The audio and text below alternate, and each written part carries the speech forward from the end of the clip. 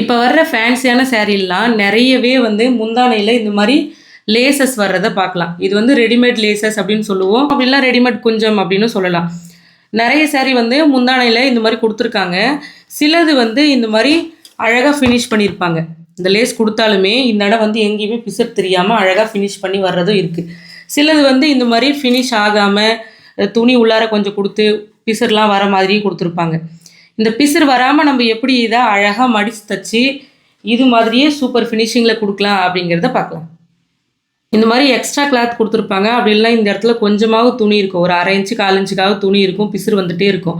இந்த மாதிரி பிசர் இருந்துகிட்டே இருந்ததுன்னா துவைக்கிறப்ப ஒவ்வொன்றா இது கலண்டு வந்துடும், ஃபினிஷிங்கும் வந்து நல்லா இருக்காது பார்க்குறதுக்கு.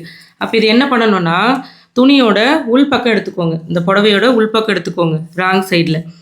இப்போது இந்த இடம் இருக்கு இல்லையா, இங்கே ஒரு தையல் போட்டிருப்பாங்க, இதுலேருந்து ஒரு 1/2 இன்ச்சு விட்டு இதுக்கு லைனுக்கு ஃபுல்லாக நம்ம கட் பண்ணி எடுக்கிறோம்.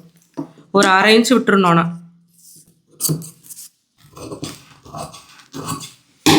இந்த மாதிரி ஒரு 1/2 இன்ச்சு கேப்பில் எக்ஸ்ட்ரா துணி விட்டு கட் பண்ணி எடுத்துக்கோங்க. இப்போ நம்ம என்ன பண்ண போகிறோம்னா, இங்கே எக்ஸ்ட்ரா விட்டுருக்கோம் இல்லையா, இதை வந்து இப்படி உள்ளே கொஞ்சம் மடித்து இந்த மாதிரி உள்ளே இப்படி மடிச்சுட்டு ஓரமாக நம்ம தையல் போட போகிறோம். இப்படி மடித்து உள்ளே தையல் போடும்போது இந்த இடம் வந்து நம்மளுக்கு பிசிறு வெளியே தெரியாது, ஃபினிஷிங்கும் நல்லாயிருக்கும் பார்க்க. இப்படி கொஞ்சமாக இப்படி மடித்து ஃபுல்லாக முடிகிற வரைக்குமே தைக்கணும். இது மாதிரி நம்ம மடித்து தைச்சதுக்கப்புறமா பிசிறு எதுவும் வந்து நம்மளுக்கு வெளியே வந்து வராது, ஃபினிஷிங்கும் வந்து நம்மளுக்கு நல்லாயிருக்கும், பிசிறு வெளியே தெரியாமலும் இருக்கும். ரைட் சைடுமே நம்மளுக்கு ஒன்றும் அந்த அளவுக்கு பெரிய மாற்றமெல்லாம் எதுவும் தெரியாது, இப்போ போட்ட தையல் மட்டும்தான் இருக்கும்.